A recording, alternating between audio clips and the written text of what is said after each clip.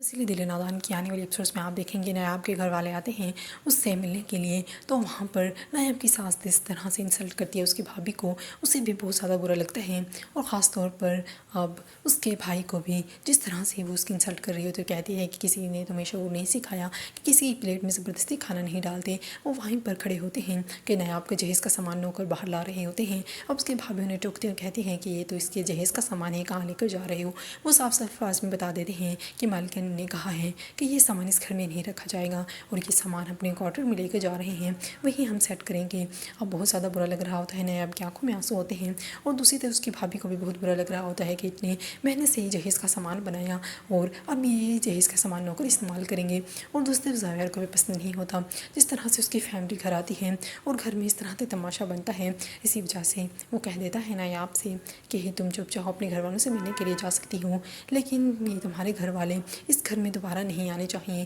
اب جنید سے کہہ رہے ہوتے ہیں زاویہ کے امی ابو کہ اب ہم نے فیصلہ کر لیا، اب تمہاری شادی تو ہم کروا کر ہی دم لیں گے۔ اب جنید کہتا ہے کہ آپ نے تو بہت دیر کر دی کہ میں نے اپنے لیے ایک لڑکی پسند کر رکھی تھی۔ اب وہ کہتی ہیں کہ میں تو پہلے کہہ رہی تھی، جب اپنی دادی کے ساتھ ہر وقت گھسا رہتا ہے، انہوں نے الٹی سیدھی باتیں اس کے دماغ میں ڈالی ہوں گی، میں نے فیصلہ کر لیا ہے اس کی شادی تو میں تانیہ سے کروا کر ہی دم لوں گی۔